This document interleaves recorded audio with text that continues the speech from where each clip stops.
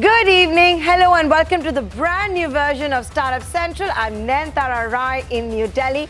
This is the only show of its kind on Indian television dedicated to startups, technology, innovation, disruption, anything that has to do with the new economy. Ladies and gentlemen, stay in touch with us. That's how we know what you want to see on the show, what you never want to see on the show.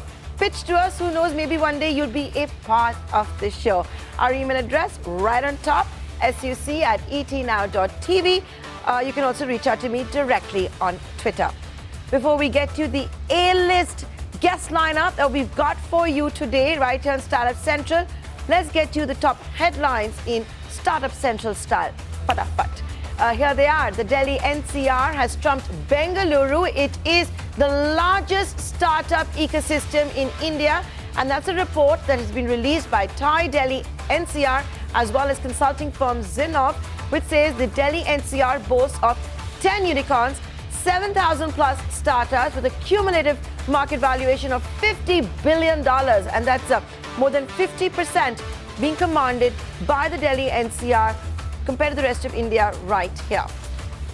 IN Fund, the seed and early stage fund, has invested 12.4 crore rupees in Pune headquartered Naka Robotics. This startup plans to use money to set up a robust manufacturing facility and bolster its R&D and also strengthen the production team. Flipkart has announced the dates for its mega festive sale. The Big Billion Days is going to start on September 29th all the way till 4th of October. This company, now owned by Walmart, is promising the best deals across the categories of smartphones, fashion, furniture, and a lot more.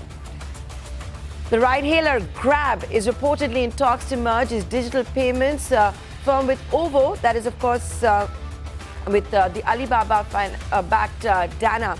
This is to take on the larger rival GoCheck in competitive Indonesian markets. Reports suggest that women's period, that's menstrual cycles, and pregnancy app Maya allegedly shared sensitive user data with Facebook. This app had been acquired by women's social network Shiros last year. The company claimed it removed the software that has caused the data leak. So that's the Startup Central Fatafat for you right here. So I just told you a little bit about it, but guess which is the largest startup ecosystem in India? It's Sadi Delhi. That's right. Delhi and its suburbs, Noida and Gurgaon, the national capital region, has trumped Bengaluru. Most people say that Bengaluru is the Silicon Valley of India, but no, it's not. It's right here in New Delhi as well as Gurgaon and Noida. This had been unveiled by Thai Delhi-NCR chapter, a detailed report that had been carried out in collaboration with the consultancy firm Zinnov. Now, at that event, where of course you had the who's who of the startup universe, we also had our Startup Central team. So today on the show, we're literally going to get you the A-list of the startup universe. And of course, all Delhi headquartered. So a very exciting guest lineup for you. And we're going to begin with a large business tycoon, Infoedge, and its founder and executive chairman, Sanjeev Bikhchandani. This interview is also important for another reason. Sanjeev Bikhchandani has broken his silence on Zomato. Infoedge is the largest investor in Zomato with nearly a 33% stake. And Zomato, of course, has been making news for all the wrong reasons, be it the logout controversy or a massive layoff of nearly 534 people. But here's a Startup Central special. We now get to a big interview with Sanjeev Bikhchandani of Infoedge. Thanks a lot, Mr. Bikhchandani, for joining us here on Startup Central. You're joining us from a Thai Delhi-NCR event where it has been revealed that maybe the National Capital Region is a bigger ecosystem than what we all thought was the Silicon Valley of India, which is, of course, Bengaluru. You also are an important participant in that ecosystem, the original investor, if I could call you that. Thank you for calling me. So, Sanjeev Bikhchandani, with market value of $50 billion, 7,000 startups in the National Capital Region, 10 unicorns, this must be music to the ears of an investor like you? Well, actually, yes, it is. But I think all investors, most investors invest all over India. So we are perfectly fine. I mean, it's great as Delhi. It could also be Bangalore, Bombay. We invest everywhere. So Sanjeev Bikhchandani, but I also want to ask you this, I often say this, it's like the startup ecosystem is in a parallel universe. Apni dunya mein. Look what's happening in the equity markets. Like in the month of July, $2 billion sell-off, and you had over $1 billion come into this universe. Do you agree with me? This is like a different world altogether. Look, eventually they will converge, but it will take time. Usually, private markets are behind public markets on activity and valuation by a few months or a year or so. So it will converge. You can't really divorce startups and private valuations from public valuations. But isn't the problem also that you're not seeing these startups or even a lot of the unicorns that you have in the country go in for the public markets? Well, as long as private capital is available and they have the option, they don't need to go public unless there's a specific reason to. But increasingly, I think there will be investors who want an exit, and some of those exits will have to come from public markets. Having said that, in India, if you're not a profit-making company, it's harder to go public. And in private markets, they're willing to give a lot more time for startups to get to profit. So there is that dichotomy, and that needs to be fixed. Mr. Bikhchandani, I can't be interviewing you and not ask you on one of your big investments because, it's been the flavor of this season and so much has been spoken about. Zomato. First, there was the entire logout controversy where, Zomato continues to be at loggerheads with restaurants. Then over the weekend, there was news about how Zomato is laying off over 500 employees. Has this investment gone as you had envisaged, and what will these recent troubles mean for your investment and Zomato? So I think Zomato and NRAI are talking constantly. I think that problem is being resolved as we speak. A lot of it has been resolved. A number of restaurants have come back onto the platform, so I think that problem is either behind us or hopefully will be behind us soon. I think restaurants need Zomato, Zomato needs restaurants, and both of them need customers, and therefore it'll get fixed. It's a matter of a week or two. As far as Zomato letting go of some employees, look, these are difficult decisions. They are tough decisions. It's never easy. I think it helps nobody to have employees there for whom there is not enough work. The key is, when you let go of somebody, you do it with a human face. You give enough notice, you give enough severance pay, and you help them find jobs and help them get a soft landing. And if you're able to do that, it's fine. And I think that's what Zomato is working on. At the same time, I'd like to remind you that Zomato is hiring in a number of other areas. Zomato is, for example, the number of delivery partners of Zomato has gone up from 50,000 15 months ago to almost 2.5 lakhs now, maybe 2,30,000. That's 180,000 more people earning livelihoods. So as organizations grow, there are calibrations, there are adjustments, and this is one of them. So you're saying that this is just recalibration in a department where Zomato is laying off, because a lot of people have jumped the gun and say maybe that's also happening because of the logout controversy. That's not true. Would you look to give more money to Zomato, increase your investment? Well, Zomato has many options to raise money from, should it need money. But Zomato currently is focusing on cutting burn and getting to near break-even, which I think looks possible in the next few months. Oh, so you think it will be breaking even in next few months. Now, Sanjeev Bikhchandani, if I could move beyond, Zomato from you, you're known to have a Midas touch. So all the viewers of Attar Essential who are watching you at the moment, can you share with us what your basic checklist is, basic do's and don'ts for investing in a founder, for investing in a startup? So I think some of the things we look at are signs of early traction. Is this solving an unsolved problem? Does it have early traction? Is it getting customers? Is there some early revenue? Then how good is the founding team? And what's the competition like? And these are 3 or 4 things we look at.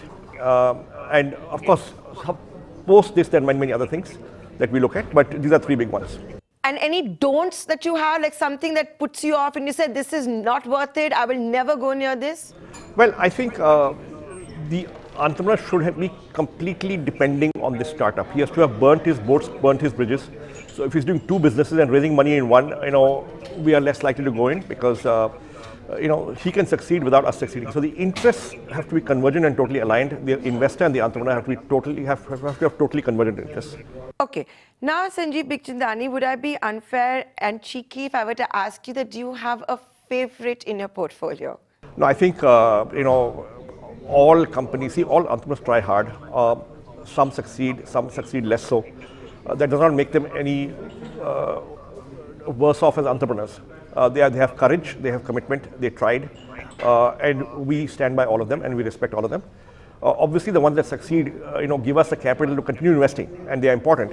But the ones that fail, they are also important. They risk their lives, and we respect them for that. Having said that, if I were to look at your own portfolio, Sanjeev Bikhchandani, you're a great guy to get a sense of the economy. So much gloom and doom is being painted at the moment, right? But you have also direct access to data point, for example, when we talk about employment and job creation. What is Sanjeev Bikhchandani's view of the economy at the moment, especially what to do with jobs? So I think IT is doing all right. And that's a big part of our business. It's a big part of the new economy. So, and there are thousands of IT companies that are doing all right. I think some of the other sectors are a bit challenged, but hopefully in a couple of quarters they'll come out of it. Can I ask you what Sanjeev Bikhchandani's mantra for success is in the current down cycle, current headwinds that we're seeing for the economy at the moment? I think be frugal, conserve capital, and make sure you're focused on the customer and delivering value to the customer, and you'll come out of it fine. What do you think are the upcoming sectors, for example? What do you have your eyes out for at the moment? So we essentially invest in consumer internet and B2B, SaaS, and some mobile. We just focus on these areas, and we don't go top down, so we don't look at sectors. We go bottom up and look at companies that are bubbling up and seeing what's looking interesting. So for example, when we invested in Zomato, we didn't have a predetermined idea that we have to do a restaurant listings company. We just met Deepinder, met Zomato and said, this looks good, let's do it. So we prefer to go bottom up rather than top down. So we've invested in an agri-tech startup which is helping farmers in rural Madhya Pradesh. We've invested in a company called Shop Kirana, which is doing last mile logistics and for small Kirana stores in Indore. So we've invested in a rural healthcare startup out of Kota. So we're going to tier 2, we're going to tier 3. We are looking at places others won't really look at, hoping to get there before the investors get there. Sanjeev Bikhchandani, only because you brought up Zomato again, I'm going to ask you a follow-up question, which is that, do you think Swiggy is beating Zomato now? I don't think so. I think, Swiggy and Zomato are neck and neck on delivery, and then Zomato's got this whole other non-delivery business, which is really large. So that's almost as big. So I don't think, Zomato's losing out in any way. In fact, Zomato is winning. With that, Sanjeev Bikhchandani, I'd like to thank you for taking the time out and joining us here on Startup Central. Really appreciate it. Thank you. Thank you. Well, there you go. That's Sanjeev Bikhchandani breaking his silence and doing it with Startup Central, being very candid. And now you know his mantra for success as well as the checklist that Sanjeev Bikhchandani relies on when it comes to choosing founders he wants to bet on. So Delhi-NCR has 10 unicorns, 7,000 plus startups, and with a market valuation of $50 billion. That's more than 50% of the total market pie in the country. I'm going to talk about that and a lot more with a really big guest now, Rajan Anandan. We're now going to get you a very special interview right here on Startup Central. It's with serial entrepreneur and the Thai Delhi president, Rajan Anandan. Welcome back, Rajan, to Startup Central. Good to see you again. You've been in New York for a very, very long time. I'm catching you at a Thai Delhi-NCR event. I want to begin by asking you, and I know this is something you're particularly proud of, just the sheer number of entrepreneurs that the NCR, the National Capital Region, boasts of, plus the number of unicorns. Yes, absolutely. Well, thank you for having me, and we are very, very excited. Today is a very special day. Thai launched the Delhi-NCR startup report today, and I must say we are incredibly excited. So, what excites you? Like, what's in the report that stands out? Yeah, so we undertook a very extensive research. Our research partner is Zinov, to really do two things, right? We had three objectives with our research. First, we wanted to understand the current state of the NCR startup ecosystem. Second, we wanted to identify the biggest opportunities as well as the most significant challenges. And thirdly, we wanted to figure out what we need to be doing as an ecosystem to really turbocharge the ecosystem. I'd say the single biggest finding from this research is the sheer size and scale of the NCR startup ecosystem, right? There are over 7,000 startups in Delhi-NCR. That number is significantly higher than any other city in India. Second, we have 10 unicorns, again, the highest number of unicorns across any city in India. And then if you look at the mix of startups, what's very, very interesting is, unlike some other cities, not just in India, but globally, NCR actually has a very broad-based mix of companies, tech and non-tech, consumer internet, as well as, all kinds of other companies, large number of consumer product startups, large number of companies in spaces like financial services and fintech. So and finally, actually, if you look at the cumulative private market valuations of startups in Delhi-NCR, it's about $50 billion, right? So NCR now accounts for more than 50%, more than half of the private market value of the entire startup ecosystem in India. So I'd say the single biggest takeaway here is NCR has a very large, very vibrant startup ecosystem, and quite frankly, we didn't really have these sets of data points in the past, and I think that's been extremely encouraging to see. So, Rajan, I've got to ask you this question. Look at the numbers that you're talking about: 7,000 startups, more than 10 unicorns, and the kind of market capitalization and market value and all of that. Not market capitalization. So, having said that, from what you're telling me, Delhi is actually bigger than Bengaluru. That National Capital Region is perhaps the Silicon Valley of India. I think NCR is the largest startup ecosystem in India, right? As they say, data always sort of tells you the real story. And what's very interesting is, and quite frankly, look, we didn't know, right, how many startups we had. And TAI, as you know, is really our mission is to foster and nurture entrepreneurship, globally. And each of our chapters, so the TAI Delhi-NCR chapter, which is this report's coming from, our mandate and our mission is to foster entrepreneurship in NCR. We actually undertook this research because we were really trying to understand and get a much deeper understanding of the ecosystem we're in. Simple things like how many startups do we have, and how many unicorns do we have, and how much funding, and so on and so forth. So actually, we were quite surprised, because I think the narrative that we have across India is quite different, as you said. And yes, I mean, NCR does have the largest startup ecosystem in India. So can I ask you that, have you spoken with your counterpart of TAI in Bengaluru? What's been the reaction there? Look, I think what's exciting, by the way, is, at a national level, it's one thing to be, the largest or the second largest, in India, right? I don't think any of us aspire to be the largest in India, right? I think our aspiration as an Indian startup ecosystem is to be the #1 in the world.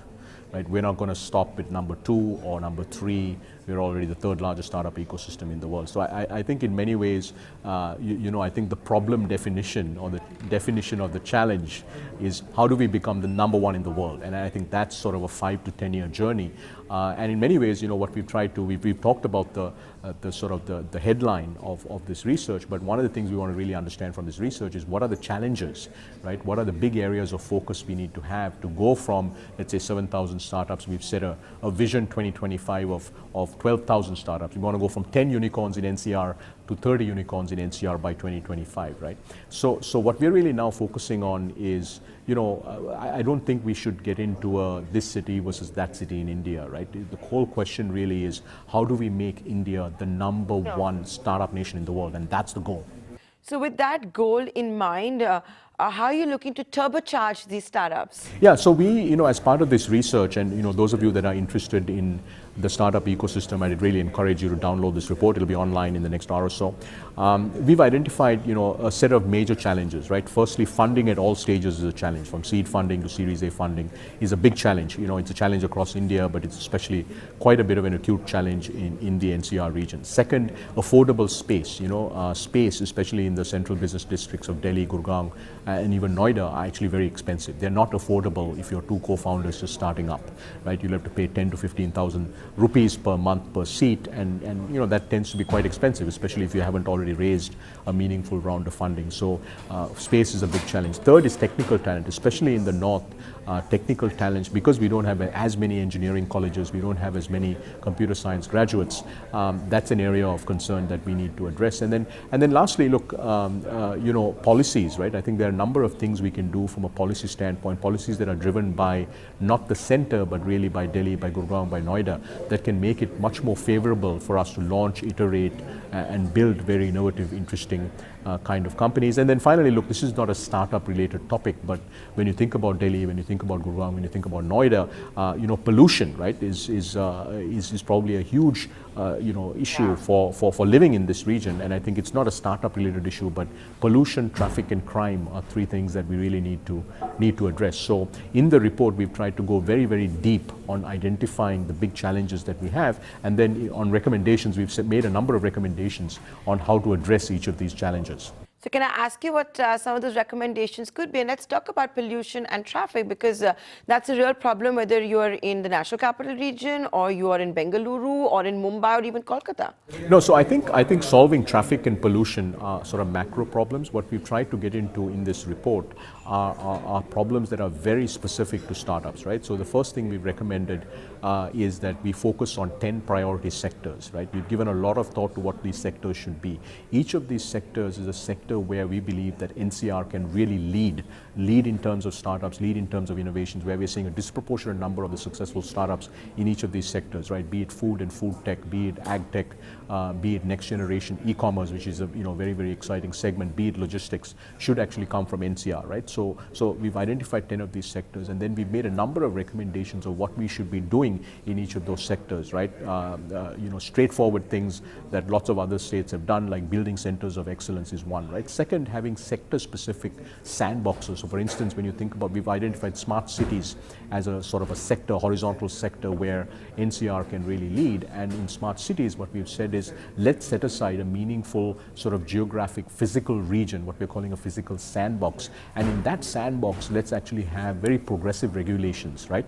That will enable, breakthrough innovations, right? Whether it's in water, whether it's in waste management, whether it's in traffic management, to be launched and iterated without having to, go through, very extensive periods of, regulation change or, doing things without having a regulatory framework. So that's sort of so 10 sectors. Second, we've sort of said in each of these sectors, we need to have very clear sort of policy, regulatory framework ideas, private-public partnerships. That's sort of the second big bucket. And in the research, we've tried to identify a number of interesting ideas. So for instance, NCR should be the national leader across India, the leader when it comes to mobility as a service. But a simple thing like carpooling is not allowed, right? Let's make sure we have carpooling. For Christ's sake, we don't need more traffic on our roads, but let's make carpooling let's enable that, right? Let's enable sharing on commercial vehicles and a whole set of other things like that.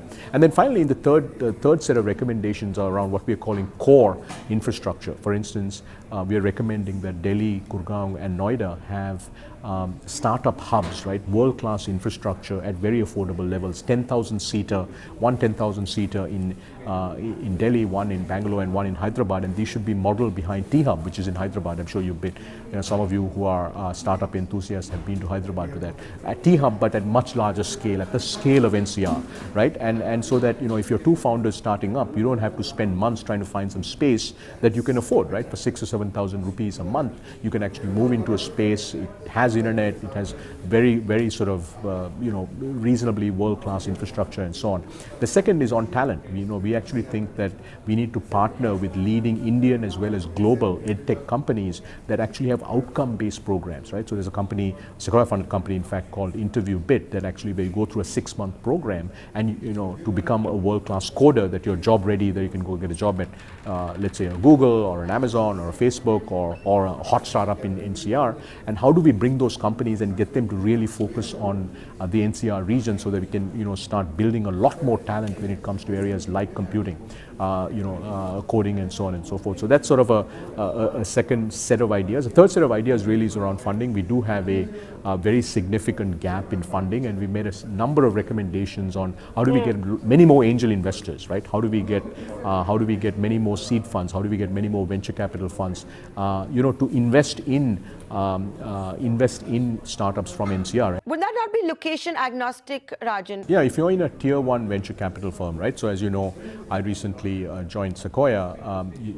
We have offices across the whole country, right? So if you're a pretty large established venture capital firm, you look at companies across the entire country. However, if you look at the angel investor community, the angel investors tend to be pretty local, right? Because it's much easier as an angel investor to meet companies in your area. But Delhi just doesn't have, NCR just doesn't have enough angel investors, right? So we need to do a lot more to get many more of the HNIs who are, here's a NCR, has 23, 24 million people, and we have millions of HNIs. How do we get many more of them to become angel investors, right? Seed funds also tend to be, more local than international. I mean, some of them like Bloom and Kay who've been very, very successful play across the national stage. But, how do we get, let's say 50 crore, 100 crore, 200 crore funds, new funds to emerge, new fund managers who are actually going to focus specifically on the region. Look, at the end of the day, right, if you go back 15 or 20 years, a lot of the Silicon Valley investors at that stage, things are very, very different in Silicon Valley today. They invested around Silicon Valley, right? This is a very local business in many different ways. So it's important that we actually have, I think the first big priority should be we need to 10x the number of angel investors in NCR, but then we also need to have programs that could encourage many more new funds to emerge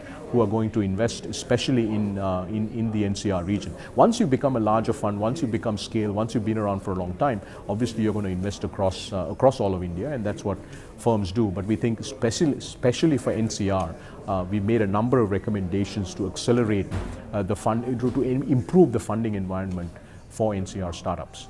Okay, so that's a fantastic point you're making. So I also want to ask you, the data that you have put out, have you been able to figure out how many angel investors are actually in the National Capital Region at the moment? There are only a few hundred active angel investors. So we've looked at data from Let's Venture, from Indian Angel Network, as well as some of the other platforms, and we looked at how many angel investors have made at least one investment over the last 18 months. It's a few hundred. It's only a few hundred, right? And this should be in the thousands. I mean, we should have thousands of angel investors in a vibrant region like NCR. So there's easily potential to 10x the number of active angel investors in the region. Having said that, so Rajan Anandan, you're on Startup Central. So for all the HNIs that are tuning in at the moment, I'm going to ask this question also on behalf of the entrepreneurs and those that want to mentor founders, etc. Why is becoming an angel investor a good idea? Why is investing in startups as an asset class a good idea? Look, I think firstly, you should become an angel investor if you're passionate about startups. I think it may not be appropriate to only come into this thinking of it as an asset class, because it's a very risky asset class, right? So I think the reason to become an angel investor is because you love entrepreneurship, you like working with startups, you like investing in them, you like new ideas, you like also you have a pretty high risk tolerance, right? If you don't have a pretty high risk tolerance, angel investing is maybe not a game to be in, right? It's a game where you're going to lose more than you're going to win. So if you don't like failure, you're going to be an unhappy angel investor. So I think first most important thing is you've got to have a passion for startups. But from a financial standpoint, let me give you some numbers, right? So just look at NCR. I'm not even looking at India. Just look at NCR. The private market valuation today of all startups in NCR is about $50 billion. And we believe that by 2025, NCR startup ecosystem is going to be worth about $150 billion, right? So $100 billion of value creation over the next 6 or 7 years is going to happen literally, let's call it 20 miles north and 20 miles south of where I'm sitting right now, right? So, that is what's happening, right? I mean, and we've got $10 billion companies today, unicorns, private unicorns. That number is going to go to 30, right? We're going to have thousands of interesting companies that are going to be founded. And what I can tell you, having been active in the ecosystem for a long time, is the quality of the founders that we're seeing, right? In NCR, but also across India, has dramatically improved, right? We are seeing second-time, third-time founders starting companies. We are seeing founders who've actually spent many years at some of our unicorns, like Flipkart, like Paytm, like Ola, coming out and actually starting companies, right? They're coming out with experience on how to build fast. They're coming out with deep experience. And this is a very, very exciting time. So I would say, if you are thinking about, where to put some capital, but more importantly, you're thinking about, how to get involved. I mean, it's just a fantastic time to get involved with the startup ecosystem. So you should only do it if you're passionate, and people can seem to lose a lot of money. Not everyone has a Midas touch like you, Rajan. That's why there is only one Rajan Anandan, right? No, so look, there are many people who've been a lot more successful at this than I have. But look, I think it's like anything else that you do, right? I mean, you don't play golf because you want a hobby, right? You play golf because you like golf, and then over time you get to be very good at golf. So, angel investing is something, because, look, as an angel investor, a lot of the fun and the thrill and the satisfaction is around seeing entrepreneurs build their companies, right? It's about learning what it takes to, go from 0 to 1, right? And so my point is, look, doing it only for financial reasons may be interesting, and you should co-invest maybe through, and the way to do that would be to invest in other funds, right? There are a lot of funds that are actually raising money, lots of them that have been very, very successful in India, so you could invest in those funds. But if you're going to become an angel investor, meaning angel investors by definition are angels, right? So they put a lot of risk capital, they're there for their companies, they try to help out as they can, and that requires some level of time commitment. But what I can tell you is, if you do it with focus and you do it over a long period of time, it can be very, very interesting, right? $100 billion of value is going to get created in the next 6 or 7 years, literally in this small area that we're sitting in here in Delhi. Okay, and Rajan, since I have you on Startup Central, I just want to ask you, you've come back from New York after a long time, I'm getting you back on the channel. Any interesting startups or any startups that have caught your eye, even if they're particularly from the National Capital Region or Pan-India or whatever? Yeah, look, I think I just got back and started a new role, so we should connect back in some time, and I'll tell you about what's new and interesting. I wasn't asking for Sequoia investments. I'm not asking what you might be putting in money. I'm just asking about Rajan Anandan, who mentors startups, any interesting founders he's met with, any interesting startups that he's seen. Look, every day, in my role, especially now, every day I'm meeting lots of interesting founders, right? What I can tell you is, what impresses me more than anything else about our Indian startup ecosystem, now I want to move beyond just NCR, but the Indian startup ecosystem is founder quality has dramatically improved, right? I think every single month that goes by, the quality of the founders is improving dramatically. So I don't want to give you a name. I'll do that next time I see you. But founder quality has just dramatically improved. Okay, with that, Rajan, I'd like to thank you for taking the time out for joining us here on ET Now. And of course, you've promised that interview in your new role. So we look forward to getting that interview soon. Absolutely, we'll do that very soon. Thank you.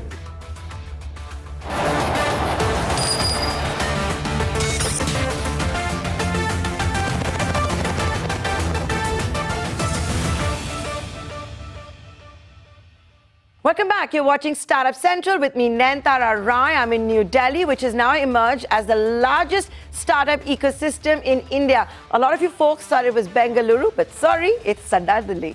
Having said that, ET Now was at the event organized by Delhi-NCR with the who's who of the startup universe. And time now for our next guest. She heads the startup ecosystem for the giant Microsoft. Time to get you another big voice here on Startup Central. She's in charge of the startup ecosystem for Microsoft India. Lathika Pai now joining us here. Hi, Lathika. Welcome to Startup Central. You live in Bengaluru. You've come for this big event organized by Delhi-NCR, where the Delhi chapter is boasting about being the largest ecosystem for startups in the country, with a market share of more than 50% when it comes to market value, 10 unicorns, more than 7,000 startups. So Lathika, on a lighter note, do you think Microsoft is going to relocate you from Bengaluru to the National Capital Region? Absolutely not. I think the beauty is in this tethered world, it doesn't matter where I'm located. The fact of the matter is that it's a wonderful initiative that TAI has taken, Microsoft for Startups. We have actually sponsored this event because we truly need to figure out a way on how to capitalize on what the NCR region has already done to date.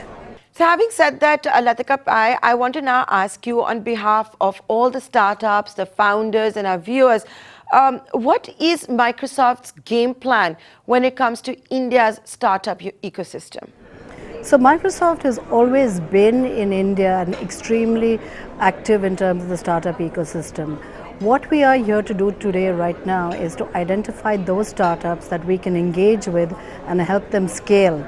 So today, we have 20,000 plus startups, and many of them are struggling to get to the next level. It's not a question of investor money that is required.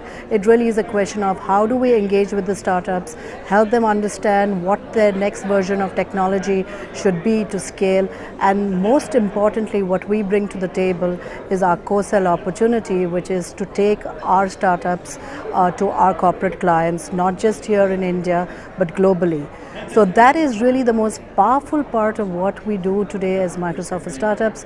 A, give them technology, B, market access, and C, deep mentorship. But do you give them equity? Do you give money? Because, we, for example, have seen Google do that. Is that something that Microsoft also does? Facebook has started attempting to do that. Remember the Meesho investment? Sure. So we do have a venture arm called M12, which does invest in startups. We've done 2 large investments in the past couple of months, but the organization that I'm a part of actually gives more than what money can get you, which is real business, right? Engaging with the startups.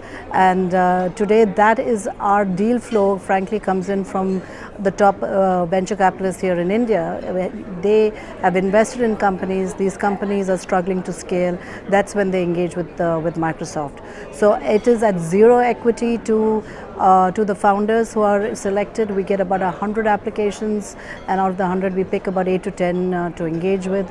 They're across different verticals: fintech, health tech, agri-tech, and so it's a very, very interesting basket of startups that we are working with in helping them scale.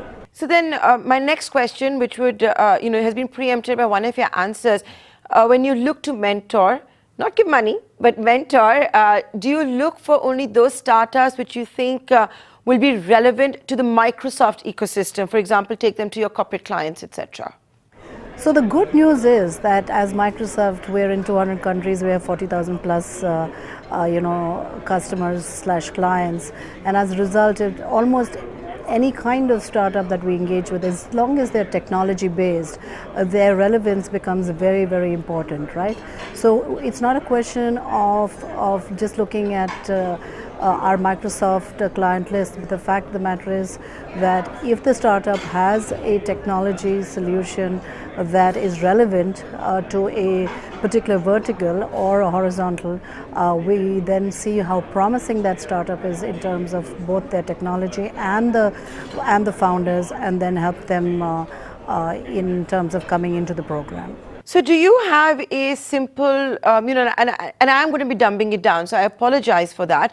But this again, I'm asking on behalf of everyone tuning in. Do you have a simple checklist for associating with startups, for mentoring startups, for being associated with startups?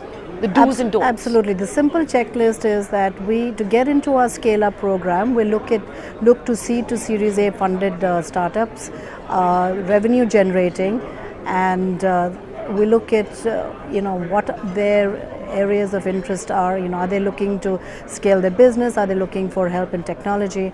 And then engage with them. There are certain startups that we've engaged with which had no revenue, but we found that their technology that they're working on is extremely exciting. One of our startups that we recently engaged with is Bionic Yantra, which has created India's first exoskeleton, and they've just received a patent for what they're trying to do, and we're looking and helping them on their next version of the exoskeleton and taking them global. So similar to Bionic Yantra, we have other companies in the smart cities space like Gaia.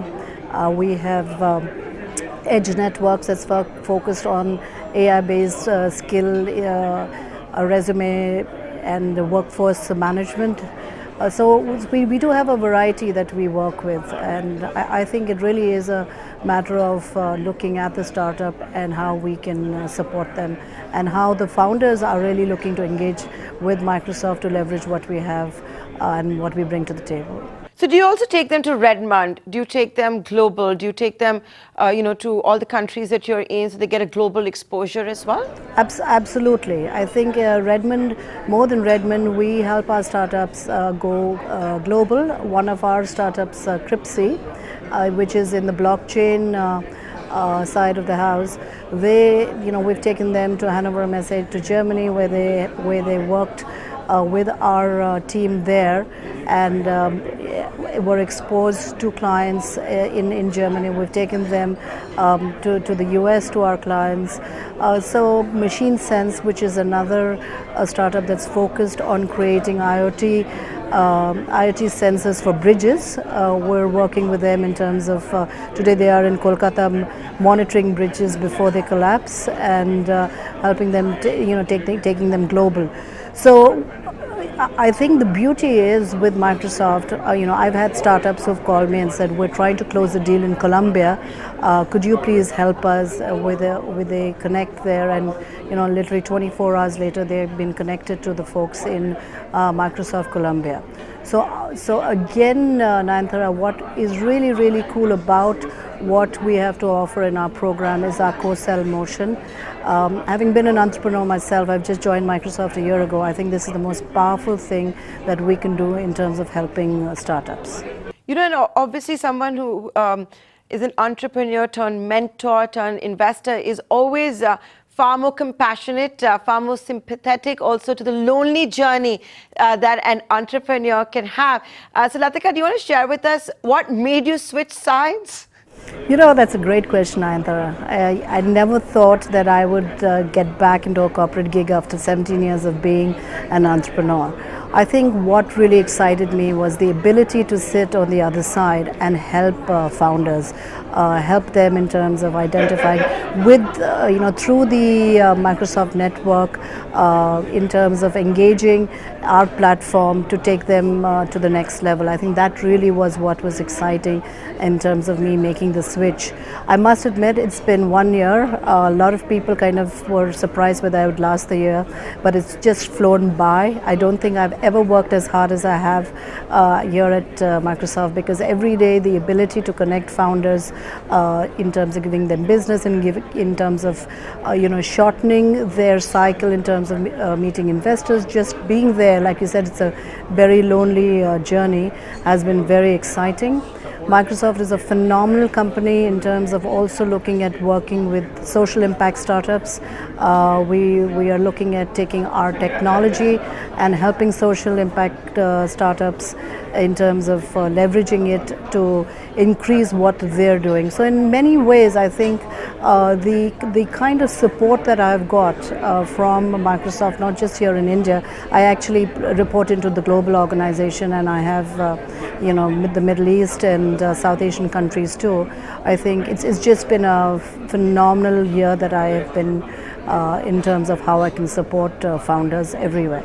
So also give us, a perspective of how important this entire program is for Microsoft in Redmond, for the corporate office, because we take pride in saying that India must be the Silicon Valley of the East. One day we all have aspirations. If I talk about the Bay Area, let's talk about India and all of that. How important is it? And, given the fact that Satya Nadella has an Indian origin, does he, for example, take a special interest? Give us some idea. So I think definitely let me start with the leadership here in India. So Anant Maheshwari, with whom I engage very, very closely with. He is extremely bullish about startups. He has actually ensured that the Indian entity, the Indian subsidiary, invests in startups and creating an additional team for startups. So that is really, really very, very supportive in terms of helping the ecosystem. I think whether for Satya, whether it's India, whether it's rest of the world, the startup ecosystem is extremely relevant. So whether it's Satya, many of his direct reports, we keep having many of them come into India. Every one of them ensures that they have an engagement with startups. We have a round table. So it is a priority for Microsoft in terms of engaging with startups. And because you report into so many offices, you engage, like you said, with the rest of South Asia, Middle East, and all of that. How big is the startup ecosystem when we talk about the rest of the world? Let's leave out the Bay Area. When you look at the other countries, how big is it? Give us some idea. So it's been fascinating. I just mentioned today at the TIE conference that the countries I go to are all the developing and emerging markets. To put it in perspective, Egypt, which is one of the largest ecosystems in Africa, they had $33 million of investment into their ecosystem last year in 2018, vis-a-vis India, which had $3.3 billion of investment into our ecosystem.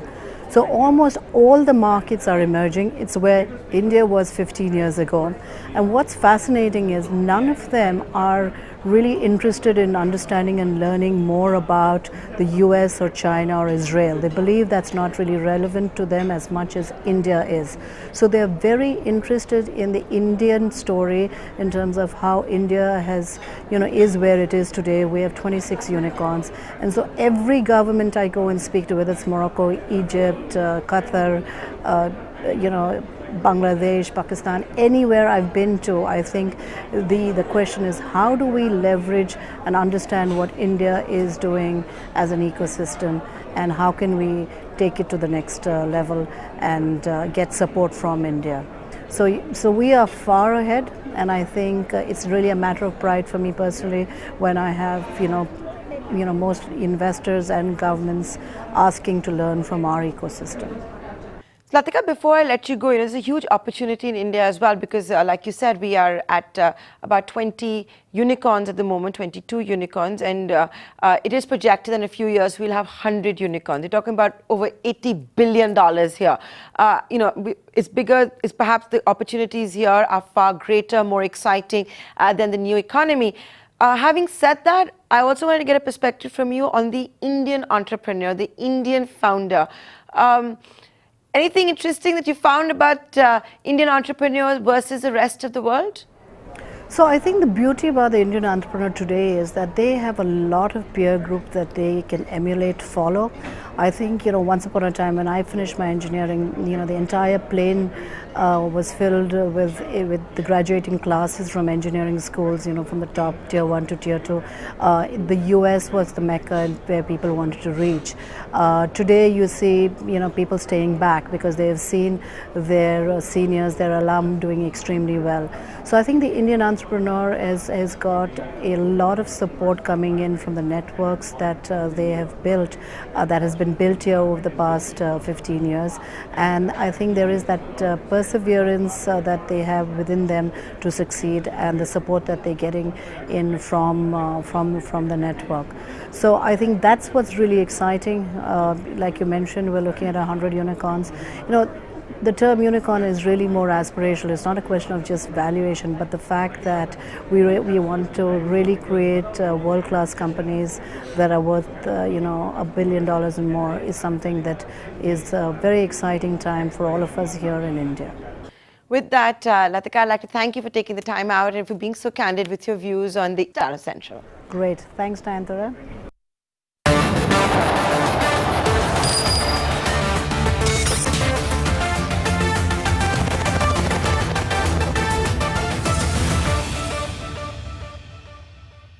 Welcome back. You're watching Startup Central with me, Nayantara Rai, in New Delhi, the largest startup ecosystem in the country. That's right, it's not Bengaluru, it's up north, Delhi, Gurgaon, as well as Noida. Time to get to the next big voice. I call him usually the original founder. He's been in business for a long time, a unicorn many times over, and from Delhi, now living in Gurgaon. Here's Deep Kalra of MakeMyTrip in conversation with my colleague Parisha Tyagi. Overall, I think it's pretty clear that travel, if you look at it, a lot of the travel, leisure travel, is dependent on disposable income.